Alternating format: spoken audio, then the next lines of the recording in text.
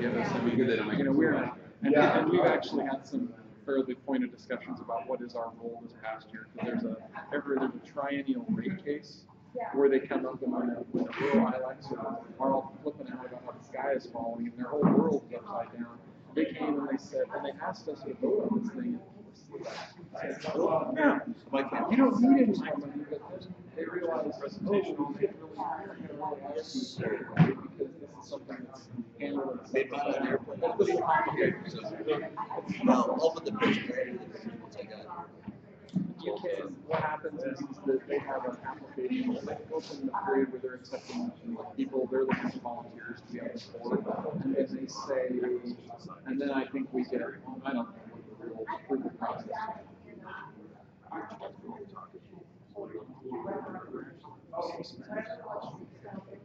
don't know. Like, you can actually look up the Oregon USF has its own website. You know, they didn't have any. It's actually been folded into space. So you'll see that there, and you'll see if you're on the right page, you'll find my name on there. So anyway, I enjoyed the presentation. And then all of a sudden, I get there. Yeah, speaking. Being quick. Well, I'll chat again.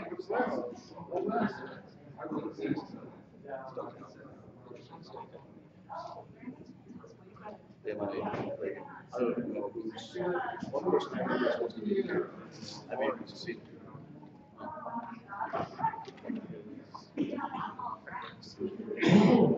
Hi. I'm Barry. Nice to meet you. Mike Hammond.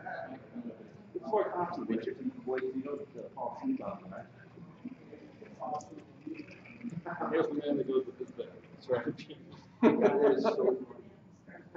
Good work. Yeah, exactly.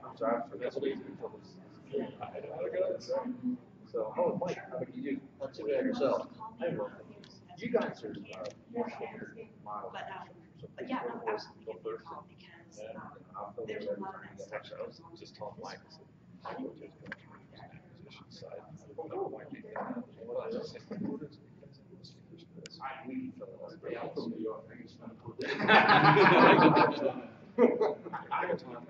He's got all the standards and stuff that Mike experience.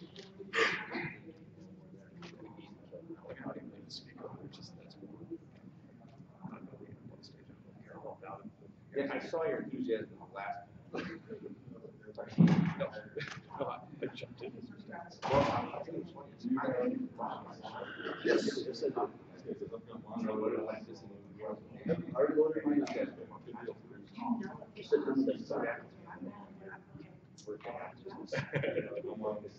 Very good jump. And that's the nice thing about the first two speakers, right?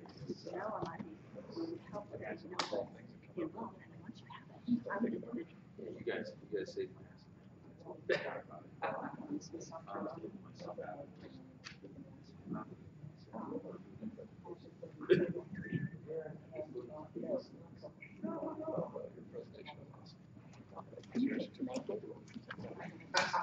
This was a little bit shorter. Well, there was 4 of us, so there was 3 of us. One of them didn't have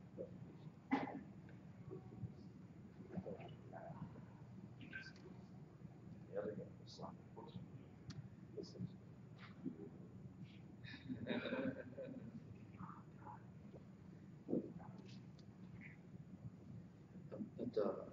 So last year, when they did it, they put laptops up at the podiums, and so I set up one so that you keep getting space bar and people they can hop out. Somebody would sit there and hit a little button every time. This is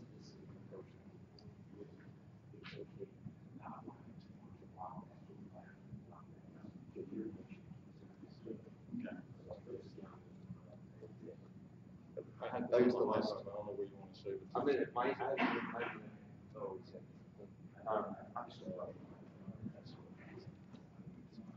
I didn't use my laptop, but I have it open the back. I just went ahead and did the thumb drive for this. You guys want to stick? Yesterday, actually.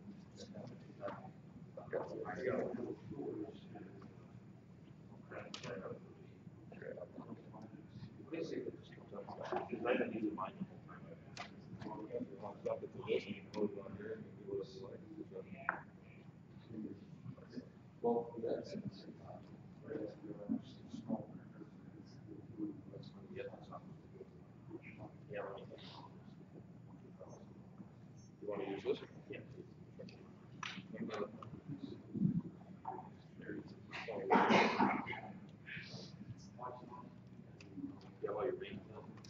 Yes, all my passwords and user IDs are.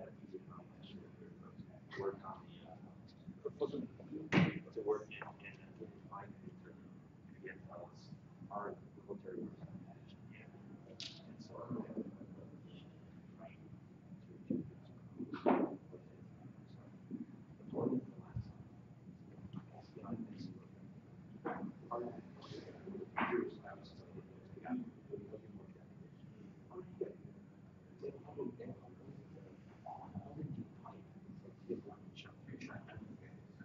Really, so it was as one presentation, a lot of talk.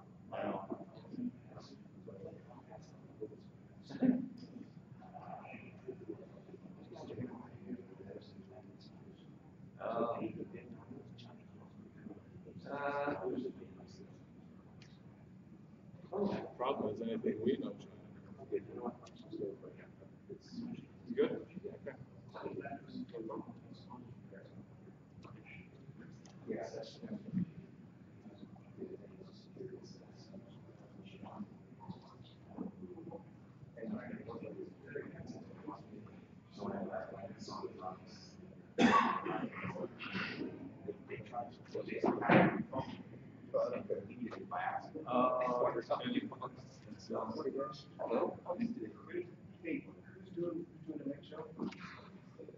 You guys might want to do a little blurb by trying to get a late checkout. I'm not doing this. Yeah, so anybody is there?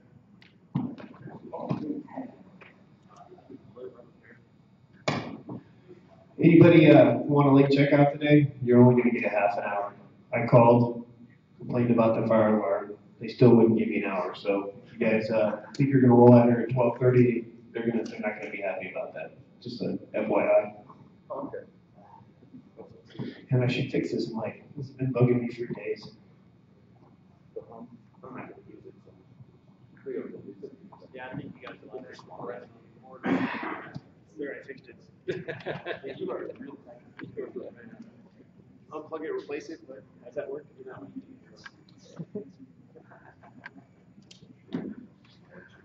Carry on.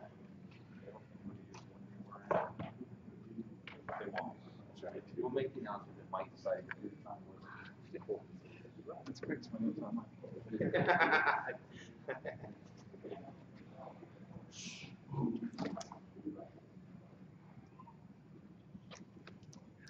Yeah, so I think yours are still in the slideshow.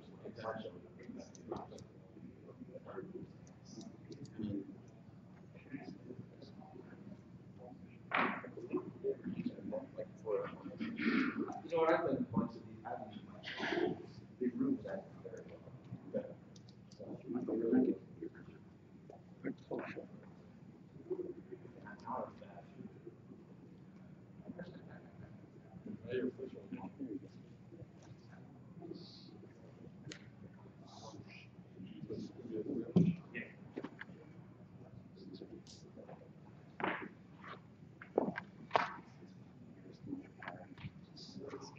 Oh.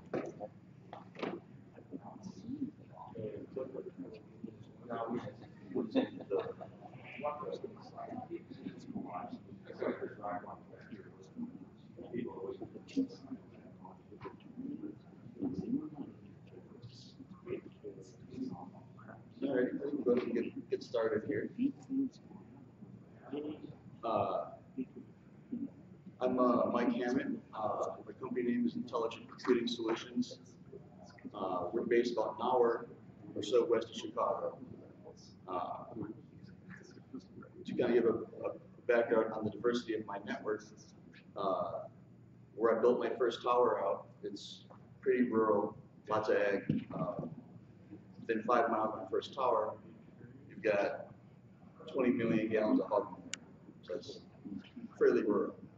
On the other side of my network, within 5 miles of the furthest pop that way, you've got the corporate headquarters of OfficeMax, Tellabs, Navistar, and before the mergers, headquarters of Lucent and Amoco. So it's a much different environment. Lots of opportunity on one end, traditionally not so much on the other. And so when I started, we had a few regional carriers, and your traditional AT&T, whatnot, but they're astronomical. And so I went to find an alternate source of bandwidth, ended up being a different WISP. Sure. He's a soft voice.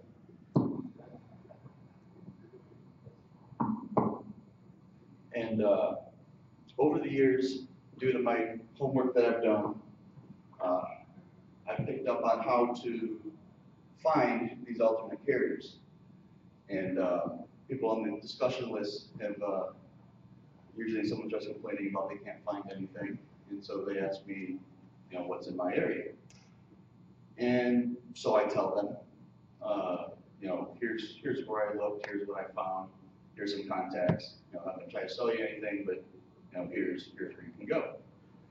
And as you check back a few months later to see if they've done anything about it, and they don't. Most of them required, they need to build out one tower to get cheaper bandwidth, and they didn't. It was too expensive. Well, the cost of that one, 2 radio hops was like a 2-month ROI on their current pricing.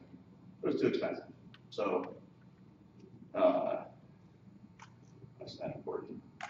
So don't get offended by me telling you that most of the time people ask me for verifying bandwidth, they're just looking for validation that the situation sucks. They're not actually looking for a solution. Because I give them a solution and they don't do it. So how do you find where your bandwidth is? Your own eyes. You're the one driving around your territory all the time. You see what's going on. Look for construction. Look for those little orange markers on the side of the road. That's how I found who was in my area. Driving along, see the little orange marker saying, telecommunications buried here. So what did I do? I guess I will hit myself. How else do you find it? Friendly entities in your area, other ISPs, other government entities. People who already have it. People in various consultants or sales agents. They'll be glad to find it for you because they have financial incentive to do so. You carry your websites, start looking around. Telecom Ramblings is a blog that I follow. They have a ton of information, all the news, whatnot. And I'll go into each of these in a little bit more detail later. Data Center Map website that maps out a significant number of data centers. I've used that more than once to find out what's in my area to go by bandwidth from. Google. It's been surprisingly useful. Kind of pitching one particular entity here, but they have a pretty interesting model, Allied Fiber. We'll talk a little bit more about them later as well. So your own eyes. The observer already went about that. Get out and walk. So you see those markers. You see those orange lines on painted when they're doing some sort of construction. Get out and see whose name's on it. When you find out whose name's on it, Google them. See what they are. See what they do. They may, they may or may not be a company that's interested in selling to you. But the only way to know for sure what's in your area is to look at the markings. When you're seeing these these different markers, take notes, draw maps, put pinpoints down, figure out where the routes go. Other than some of the cable fiber and some of the incumbent fiber, I know every inch of fiber that exists in my county from probably at least 10 or 12 different carriers. Very few of them actually stop, but I know where it is. Friendly entities, other ISPs, who are they buying bandwidth from? They may have a POP nearby. local governments, again, they, I thought I knew where everything was in an adjacent county. Then find out that government was working with somebody that had a very small data center, and I found somebody new.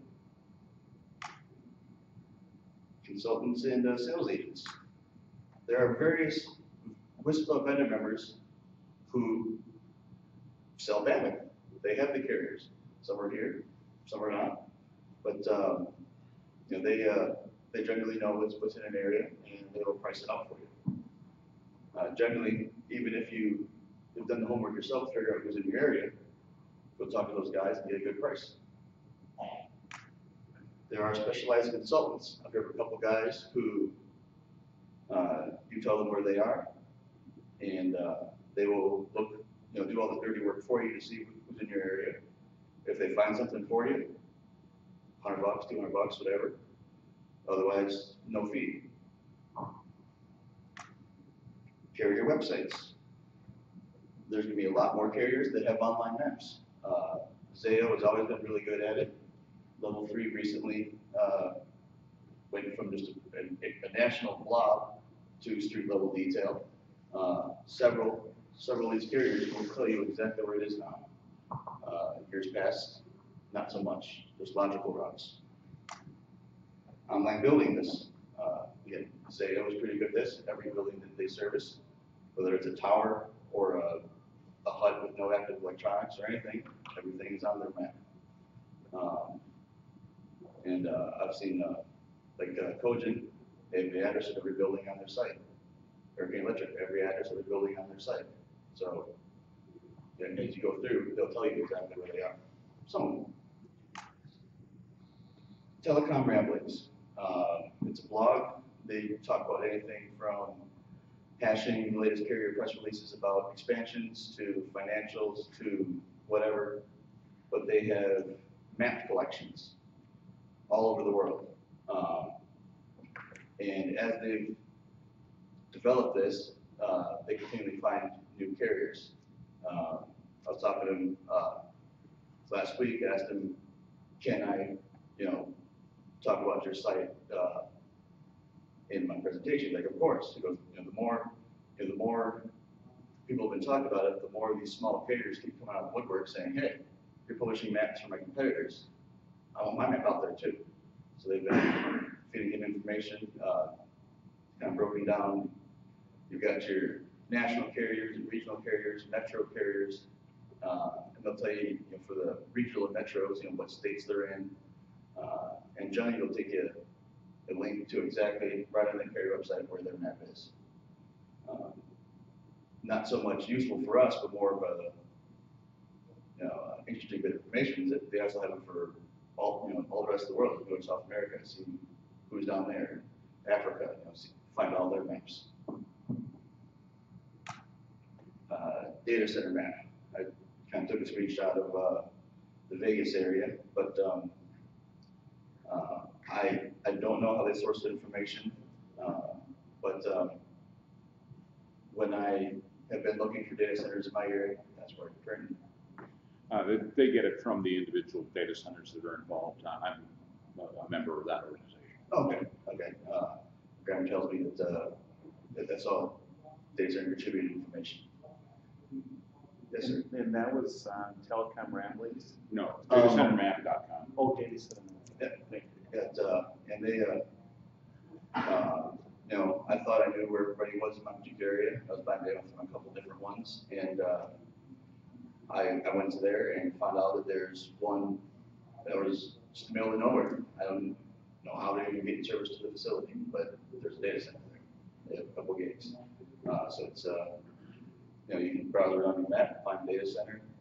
Generally, data centers can be fairly friendly to work with if they're doing their own hosting, especially. My current source of bandwidth, they're got a couple data centers that they do considerably more outbound bandwidth than inbound bandwidth. So I get a very good deal on mine, mostly inbound bandwidth. I get from the one I get 200 meg interfaces but including roof rent, I'm paying $850 a month. So that's, they're not even using the other bandwidth, so go ahead and have it. Google. Before I found telecom ramblings and all their maps, I would just have someone, some random state I didn't much about, just throw Montana out there. Google Montana fiber networks. Scroll through the first few pages of Google, dig up what you can find. Surprised they found quite a bit of stuff. Allied fiber. Try not to push one particular carrier, and their coverage is obviously quite limited, and most that's not even built yet. But they have a wholesale model. They're not looking to sell bit services. They're not looking to compete with you. They're just doing plain dark fiber. They do have, I think, largely constructed, if not completed, Chicago to New York to Ashford, 3 of the major peering places in the States. They've got the route detail down for Ashford down to Miami. I don't know what they've accomplished for the rest of the year, but they spoke at WISPAPALOOZA, Broadband Expo in Dallas a couple of years ago. Yes, ma'am. Hunter Newby, who's one of the principals behind this, has just bought 1102 Grand in Kansas City. Okay. I think the handwriting's on the wall as to where one of the next routes is going to go. Yeah, it's about building Kansas City, and I think it's going to be a route between, I guess, Chicago. Dallas and Chicago. But, so those are for you guys to get on board with. Sounds expensive at first, but I asked them, what's it cost for a pair from Chicago to New York in your local run? And they said about $1 million. So, it sounds kind of expensive, but you're getting over 1,000 miles of fiber, and you can do an equivalent bandwidth over 2 strands. Not that you're going to buy it, but you find a WISP that's 120 miles down the road, that's near the fiber route, and you team up with him and the next guy and the next guy, and all of a sudden now you 8 or 10 WISPs going down that line have a pipe that's capable of Infinite terabits a second. capacity. Yeah, terabits. That's a lot of $50 a month customers. Yeah, and incredible amount. So they're kind of rehashing the different, how do you find it, where to go to get it. Once you found it, how do you get to it? You can build your own fiber. Fiber can be done for less than you think. I hear guys talking about, like one town near me built a 40-mile ring for $8 million. I have no idea how to spend that much money. It's the town, they built it within their own right-of-ways. There's other projects in the area that built it for a quarter of that price. So people see the big dollar amounts, it's incredibly expensive. But if you take the time to do the homework yourself and maybe find some guys that, non-union, that have been doing it for many years, you can get a pretty good deal. Yes, sir. I was just talking to a guy from Rural Utility Services the other day, and he said that a lot of the ILECs are no longer using their funding, but they have money, and they give 30-year term on fiber and a 15-year term on towers. Okay. They're wanting to talk, so. Okay. So that some of the rural ILECs are getting a little more friendly with their fiber and tower access. Fortunately, that's not anywhere near the case in my area. License links, they are getting less expensive and a lot more capacity. I remember not many years ago, it was a code, 60 grand, and you get a link that would maybe do 100 meg. In unlicensed, you got air fiber for 3,000 doing 700 megs. You got the new Trengo one for 5,000 for 750, but in less than half the spectrum. I got a quote from a licensed carrier or a licensed company not too long ago. 3 links, with dishes, grounding blocks,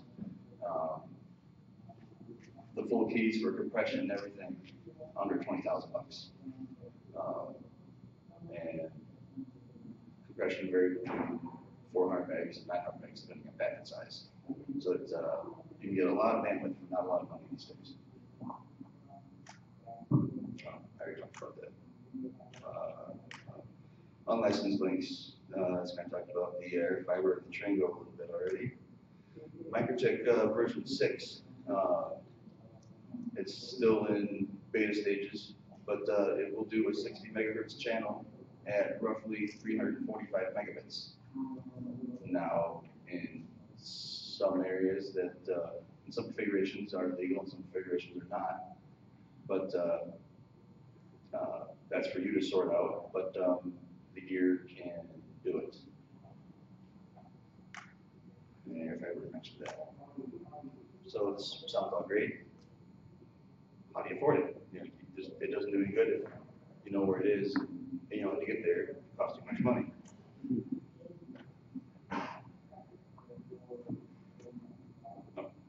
You can partner with other ISPs or other large customers. You know, if you've got a hospital that's looking for 100 megs, you know, then that's a customer to go after. You don't have to make an equivalent of money off of that 100 meg service. If you can get 100 megs for X price and 200 megs for, you know, 30% more than that, sell that 100 megs for cost, and now you save an equivalent of money on your 100 megs. I'd like to get prices for the different carriers that are in my footprint. AT&T, Comcast, Zayo, getting pricing on level 3 just because shopping around has been exactly easy. They actually want me to act like I'm going to buy. I'm not. So, but I have a spreadsheet with everybody that's in my area and what they charge for different things. And when I price that out, 50 meg averages $16.56 a month. 9 megs averages $23.39. So you see that it's only, you know, $700 difference for double the speed. So if you sold 50 megs to that hospital for $16.56, your 50 megs only cost you $700. And all depending on the carrier, it's not that much different. With AboveNet, which has been bought by Zayo, it's only $228 between 50 megs and 100 megs. So sell the 50 megs for cheap, and get yourself another 50. So to kind of summarize what I got here, look for what's in your area. You know, no one knows what's in your area better than you. Drive around, find it. Build to it. You know, I don't want to hear someone say it costs too much to build one hop over to fiber link. It's really not. If you're not that big, build a rocket, build a Microtek link. You know, over time you can upgrade to something that's a little fancier. Partner with someone else. If it is too much or you want something a little more sophisticated, find another WISPing area or another large customer. And all of a sudden things become a lot more affordable when you got more hands paying for it. Thank you. Any questions? Graham? Hi, Mike, you didn't mention any attempt to buy wavelengths. Dark fiber is, you can light additional wavelengths in it very cheaply, and it's a great way to get from city to city. Yeah. It's, dark fiber in my area is very useful because it's only 1 or 2 hops to get to 350 Cermak, which is one of the premier care hotels in the country. And peering points. And peering point as well. You know, I can get once I get my fiber into that facility, I've got a hosting company will sell me 30 cents a meg, any port size I want, 0 commitment, 0 month to month. I just plug in and I pay for whatever I use. 10 gigs, 1 meg, 30 cents a meg. And then sometimes if you're a little further away, dark fiber can be expensive. Wavelengths come in handy there. Wavelengths are, they will multiplex multiple 10 gig 40 gig or now 100 gig circuits onto a given pair of fiber. So then their incremental cost really is much more than the line cards. But that can be affordable if you're farther away and can't afford dark fiber. One other thing that that I didn't see on your list, but there are NAPs all over the country and IAXs all over the country. There are 14 NAPs and there are 250 IAXs, and they're great places to go for bandwidth. Anybody that gets to me, I'll peer with them up to a gig for free. Yeah, and there's I don't know if you're hearing what Graham was saying, there's 14 NAPs throughout the country and a couple hundred IAXs. This is where carriers come to meet and exchange data. Chances are there's 200 some of them. You're probably not too far away from one. There's even one of them in Billings, Montana. Yeah, I didn't think anybody would want to jump to anything in Billings, Montana, other than those that are there. But you know, that's why it's there, because it's so far away from anything else that for the local companies that talk to each other, that's where they peer. So that you know, even if you don't get service to the outside world from there, that could be a good way to offload some of your local traffic to the others. Typically, you can offload 15 to 20% of your traffic to it. Okay. Any other questions? Pass it on to whoever wants to talk next. Mike, what do we go first?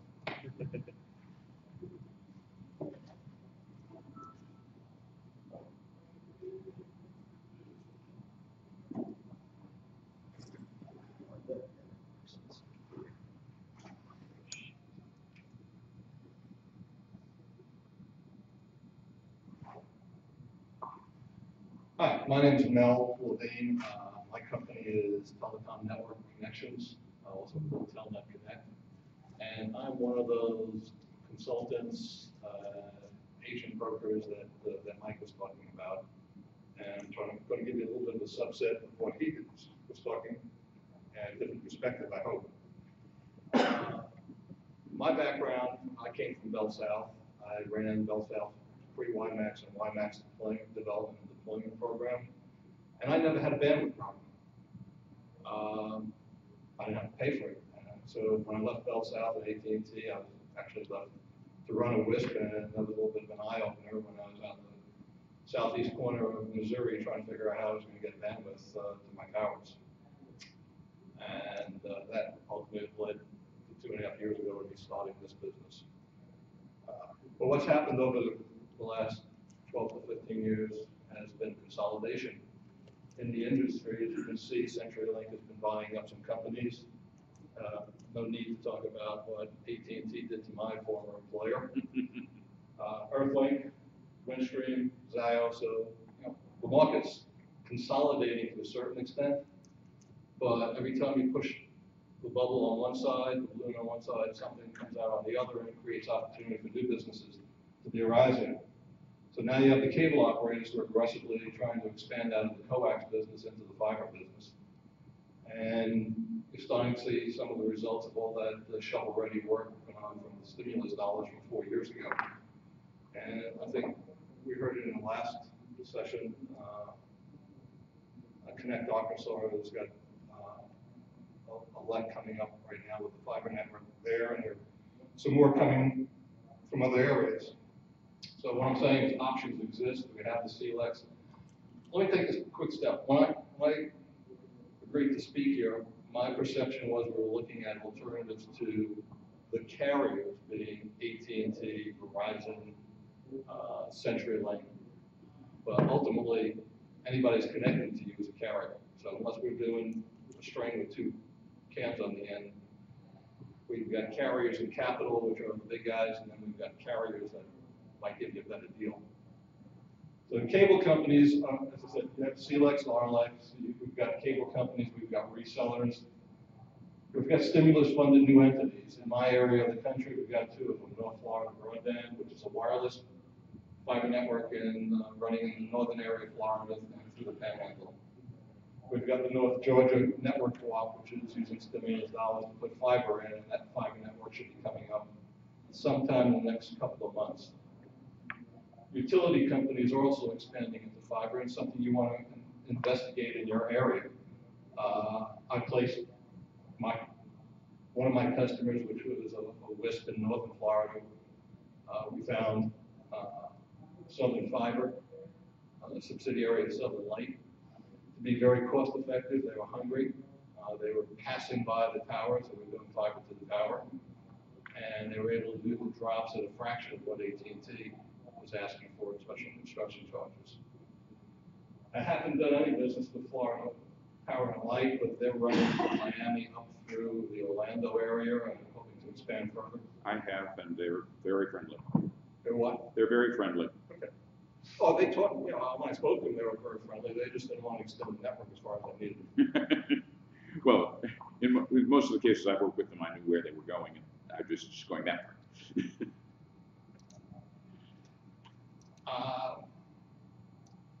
I'm sure you're all running out of NOx and you're doing a lot of points on your wireless, on your backhaul on your towers, but you can't always get a wireless link to the tower. Sometimes you need fiber to the tower. Most of my clients have been running T1s now because of either WiMAX demands and primarily LTE for one of my clients. Fiber is becoming more essential. So I've got 170 tower sites where I have either fiber or T1s going into it. T1s have been able to get pretty cheap these days. Prices are going down, getting less than $250 a T now in some locations. And then when you're dealing with some mom and pop telcos, it's going at $900 to $1,000 a T. So it's across the board. The big three mobile operators are driving LTE, and they're driving further down into rural areas, which means there's going to be demand for fiber to towers in these locations. Windstream has already announced an interest in building fiber to the tower, so they're open to discussion with companies in areas where they are either the LEC or CLEC. I did work with Windstream for one of my clients where they were a CLEC in an AT&T area. They bought it from AT&T, provided the fiber to our tower site, did not charge the special construction, did not pass it along. I'm sure they paid it to AT&T, and was still able to undercut AT&T on the monthly recurring. So one, we saved about $20,000 in non-recurring charges that AT&T wanted to charge. So just because it's an AT&T territory does not mean that you're without any other options. Regional and local fiber companies are looking for new opportunities. Also, those you're going to have to dig to find. Some of them are consortiums of small ILECs. Some of them are, again, mom and pop operations that are serving a half a dozen communities in the area and putting in dark fiber. Special construction costs may be involved, and some of the things that you need to think about, if there are other tenants of the tower that you're on, find out who they are and see if they're willing to share some of that special construction. See if they're willing to sign up with fiber. I have a client right now that was looking at a $50,000 charge to bring fiber in. Spoke to 4 other tenants on there who were willing to sign up for fiber. That got lowered down to $20,000 and split between 5 people instead of one company paying $50,000 for it. So there are things that you can do to help yourself. When you're faced with special construction charges, smaller companies will be more flexible with longer-term contracts. I generally don't like to see my clients go for more than a 36-month agreement, but you've got to do your own business case. If they're willing, if the carrier is willing to wipe out a substantial portion of that CapEx for an extended contract, pushing that out to 3 to 5 years, is maybe something that you want to consider, especially if you can build some flexibility in there concerning future upgrades. Look to see if the tower owner will help offset some of the costs. Not likely with Crown Castle or American Tower, but if you have a local tower company who wants to increase the appeal of their tower site to other potential tenants, they may be willing to eat some of that cost of bringing the fiber in.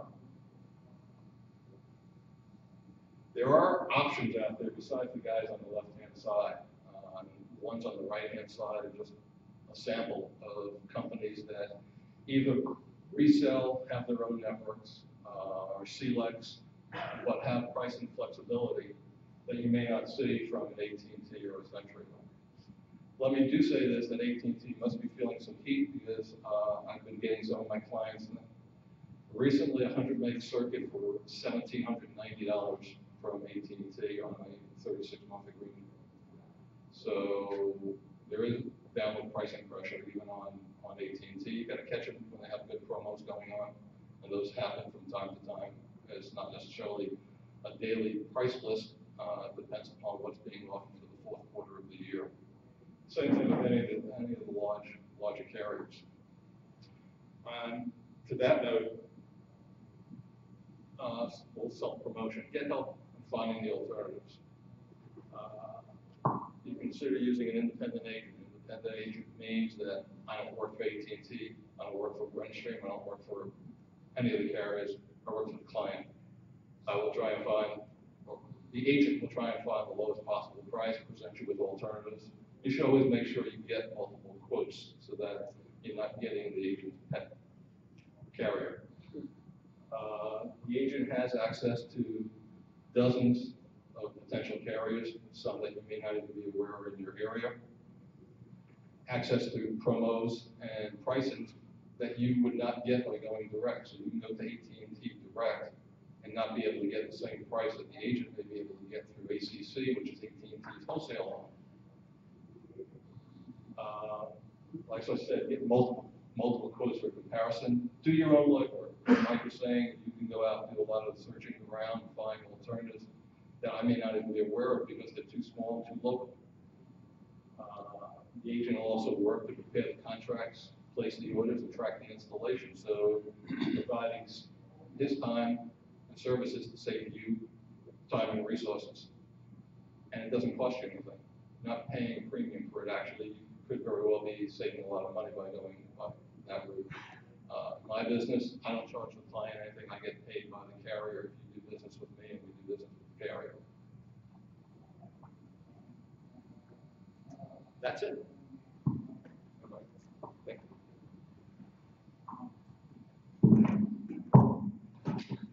Before you start, let me just ask a question. How many people here are interested in circuits that are at the level of 100 meg or down? Because the majority of my focus, because these guys have covered the bigger stuff, my focus is on, and it's kind of on a little different model. So let me, we'll start from here. All right, so,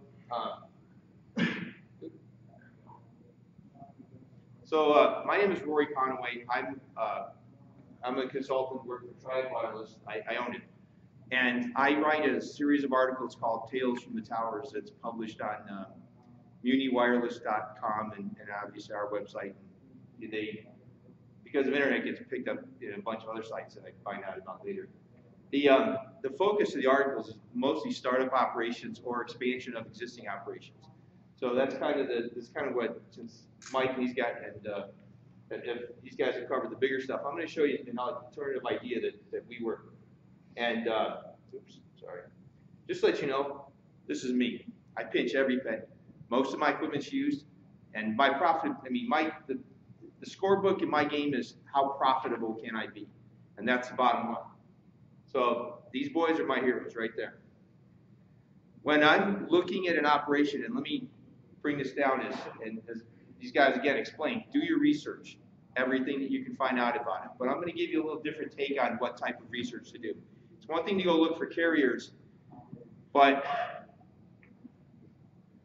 this is one of the rules that I kind of discovered over about a year ago. The enemy of my enemy is my friend. And even though there's all these carriers, in many cases, they sort of hate each other. And so I started out with the idea, how do I use that concept to change my network?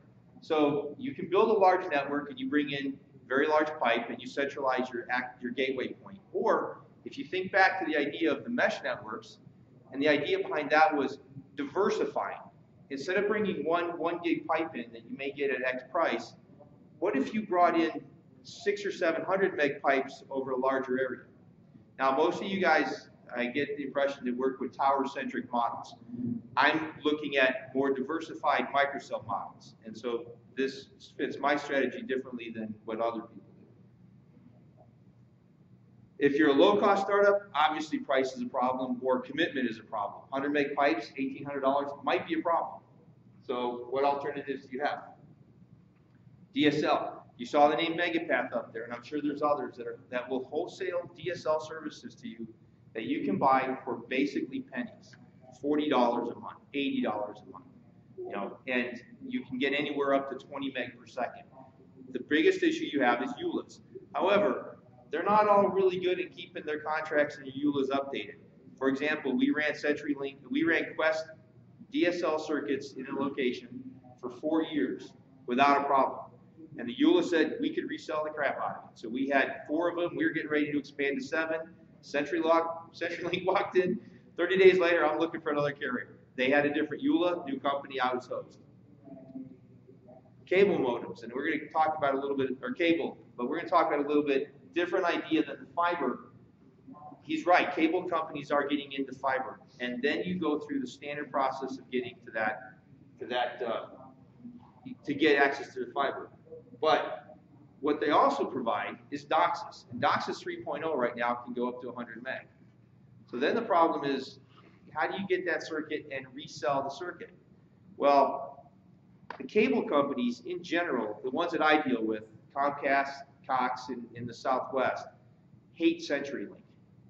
And so I was able to leverage the fact that they hate CenturyLink more than they don't want another person to come in there. And I'll show you how that worked out.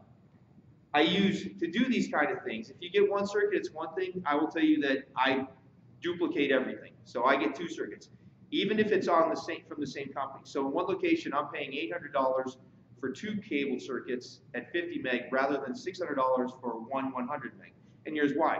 Because I have different subnets, the rocket scientists that work at the cable company periodically will do something over the weekend and update, and they'll wipe out one of my things. All of a sudden, I'll be routing up to Timbuktu, and that circuit's effectively down. And getting them to fix their problems on Sundays may be a problem. So my other circuit takes over, nobody even blinks. So I kind of like having 2 separate, and it's kind of nice having 2 cable modems. One goes down, and I've got it backup. It's not really carrier class equipment, so the replacement for a high quality, very expensive product is get 2 cheaper products. The reality is that both of them probably won't go down at the same time. Now this is the coup de grace of this. This is the actual fiber layout of an area in Phoenix, and what I worked out with that carrier was in this particular area, they've got fiber across the street. They can't cover a 2 square mile area right down the street from me. And they said, we will give you whatever you need to go in there and compete with CenturyLink, and you get access to our DOCSIS system. Effectively, I have as many 100 meg circuits that I need to feed as many businesses or home things within all business. That's right in the heart of Phoenix. Cable companies and DSL companies do not have 100% overlapping coverage in any city. So if you can create a relationship with the right people inside those companies, and it's some hard work and you're buying some lunches, you can get them to partner with you to give you this kind of information, which, I know where the taps are, I know where the fiber starts and where the fiber ends, and where they're planning to build out over the next 3 years. What is their plan so I can decide whether I want to go into this area or not. The agreements that I have are, once I build into that area, I get a tap across the street, I put up some kind of short-range, high-capacity link, they even give me the name of a business across the street that has the connection, so I can talk to them, give them $100 a month, and use their building to relay off of. So this is the idea behind what I call alternative. Because of this concept, and if you think about it for a minute, you can then take that and extend it out into other areas. Now, the ethical and moral part of this is I run any new request for service through that company in this particular area first and say, look, I have a request. Can you guys get service? They say yes. Good luck. It's yours. But for everyone I'm giving them, the idea is I'll probably get 100 back because they're a whole lot bigger than I am. And that's the differential. This also gives you the idea that even though you're a WISP and you're selling, internet services, there's other bandwidths. Once you start putting your infrastructure in, you can now start building your own internal backhauls across whatever you want to do. With the idea that, again, I don't cross into their territory because the relationship is far better for me than it is going to be for them. But they get the satisfaction of, their competitor who gets all sorts of federal funding to come into their areas is going to take a hit. What this allowed me to do in flexibility, this is what happened yesterday. In one of my areas, CenturyLink starts telling, I had 3 installs scheduled for tomorrow. 2 of them called up and canceled. CenturyLink apparently said, we're changing our plan to get you $20 a month for your 3 meg internet and no installation fees. And so 2 hours later, our brochures went out and that said, $249 installation fee, free internet for 6 months. People like free a lot better. And then next year, when we have a snowbird scenario, people are only here for 6 months at a time, and they're gone. So then next year when they come back, I got them. All they do is pay their normal monthly fees. So having low cost options gives you more flexibility in what you can do to maintain the customers, because that's the biggest issue. Just to give you an idea, that particular area you're looking at, this is on my website. This is my pricing model for that area, and but we'll go up to 100 meg. If somebody wants dedicated, we'll do a custom price. In fact, we just did a quote for someone in WISPA that was, I think, $13.99. I'm still $800 cheaper than the next CenturyLink. Now, again, this is asymmetric. This is 100 meg down, 20 meg up. That's the size of my pipe. That's the DOCSIS spec. But if I need a second 100 meg, not a problem. Or 4 or 5, because effectively I'm pulling it off the fiber tap right across the street. So, anyway, does anybody have any questions? Or that's kind of, it's an alternative idea, but just give you some. If you're going into new areas, this helps you out instead of having to bring in, if you're going to new pocket areas, it gives you more ideas without having to commit to bigger infrastructure until you're sure the area is profitable. So, anyway, yeah. You have some tools on just beating up. I don't know if you were in one of the sessions, I've asked this before. Tools to just kind of leverage the carrier to kind of knock the prices down on some fiber. That would be these guys. My leverage is, I become their best friend, and I let them do that for me within their own infrastructure. What I do is, let's say you come to me and say you need 20 meg right for a location. I put it out to the guys in the area. They know that as an agent, I'm taking yours and I'm distributing it around. You may tell me I hate XO, I had terrible experience with them, but I know XO is going to come in dirt cheap.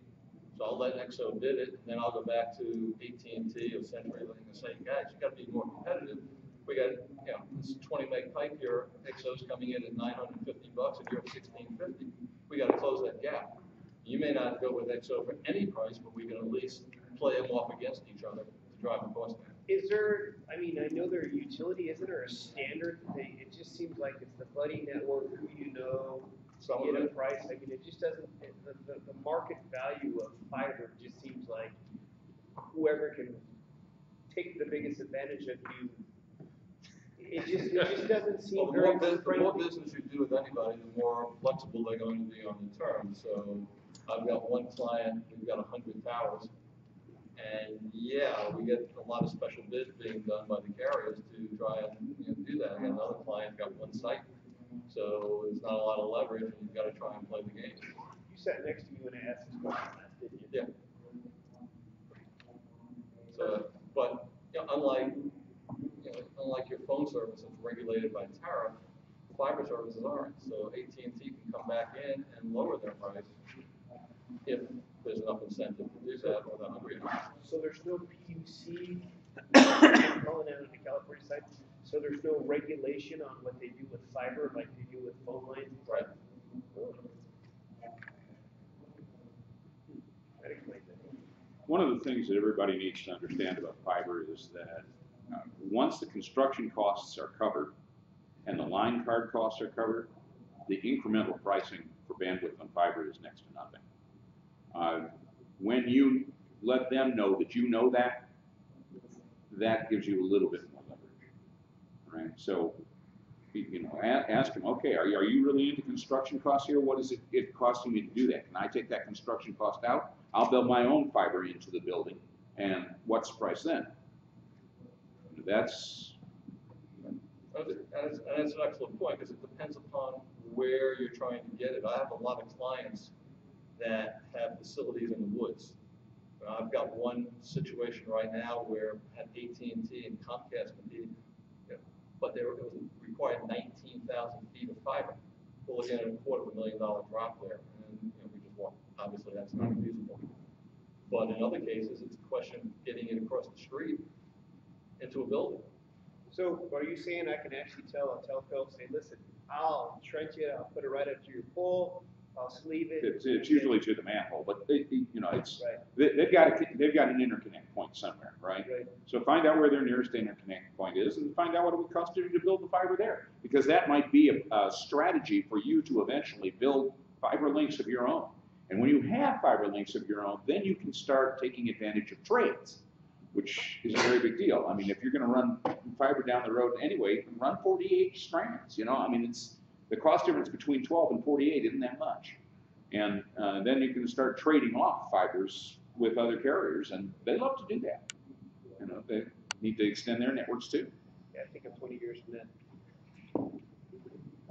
To kind of add some personal experience to what you were saying earlier, as far as the cable companies go, since I've been here, I've had 3 voicemails from Comcast saying, we want to provide service to you. Where are your towers? And that's less than a week I've been here, I've got three voicemails. So somebody somewhere is hungry for something. And then as far as Windstream doing fiber to the tower, they're quite active at doing that in my area. They aren't the ILEC. But as part of my driving around and seeing, hey, what's going on, I noticed that they built, there's about 7 miles from their existing plant to Verizon tower, singly in the middle of nowhere. I don't know the terms of it, but they built a 7-mile link up to a Verizon tower. So if your tower is in between fiber plant and a cell carrier's tower, talk to that fiber owner and say, hey, when's Verizon or AT&T going to get fiber to their tower? Because when you do, let me know. I'm interested. If you're lucky enough to be in an area where you have Time Warner Cable and Time Warner Telecom, because Time Warner Telecom is a separate company, and Time Warner Cable is moving into fiber, you put them in each other's throats. It's just wonderful watching these guys kill each other. So fiber on a cell tower, how do you look at? Where do you? So let's say you got company A renting fiber to a tower, it's a Verizon tower. Do you co-locate with Verizon and take a pair of light or get an IP from them? Kind of give me an idea. Okay, well, one of the things you need to understand is that a lot of times AT&T or Verizon going into a tower, they're not riding their own fiber anyway. Right. Right? There are a lot of independent fiber operators, and Zayo's buying up a bunch of them, so they're a good company to go to. They've got a lot of fiber across the United States in their master coverage.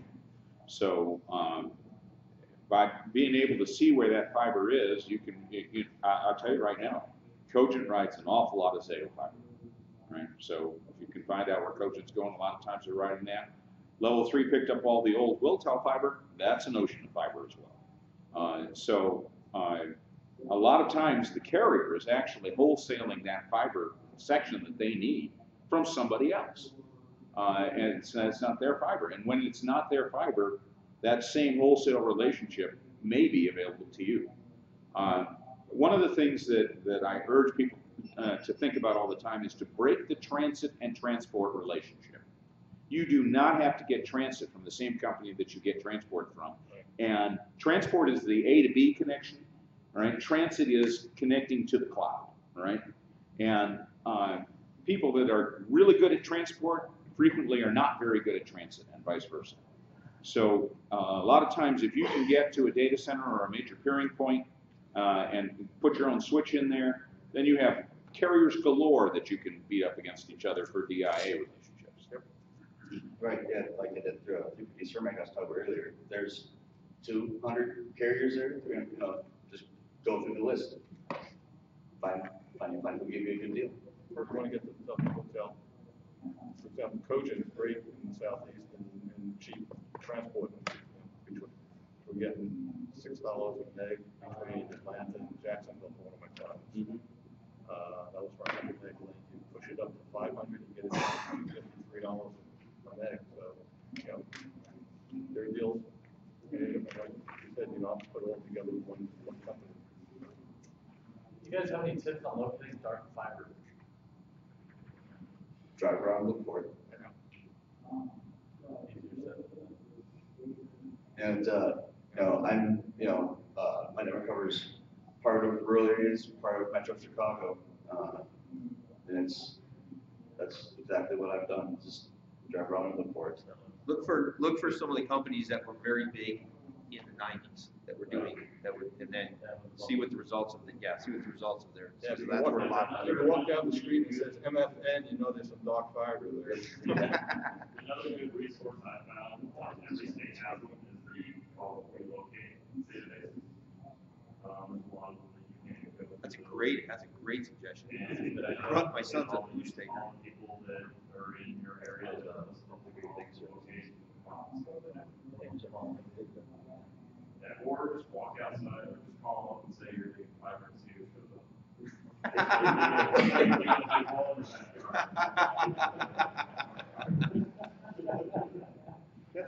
That's a good idea.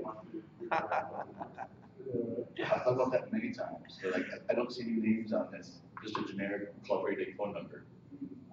Maybe I ought to call it. Yeah, but most states have a centralized, like in Texas, it's DHS, ESS, and you call them up and you tell them that they're going to do this, and they'll send all the carriers out to the field. But they usually have a resource of who all the people are in the area.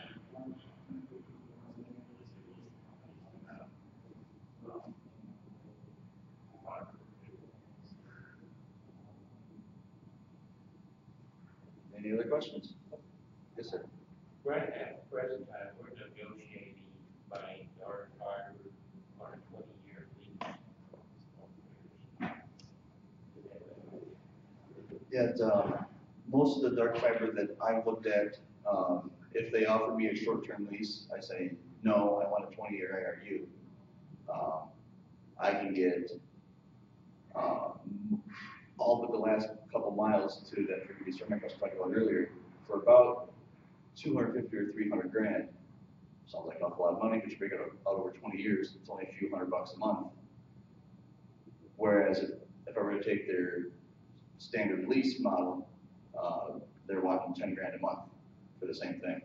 So it's just like everything else, the more you buy up front, the less it costs you. So if you can, and then also when you're purchasing that 20-year IRU, that's an asset. That's something that you can sell to somebody else. That's something that you can get a loan on from the bank. You can't get a loan on a lease.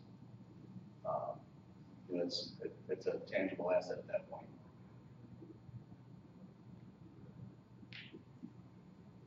Anybody else? All right. Thank you for coming. Enjoy your trip home.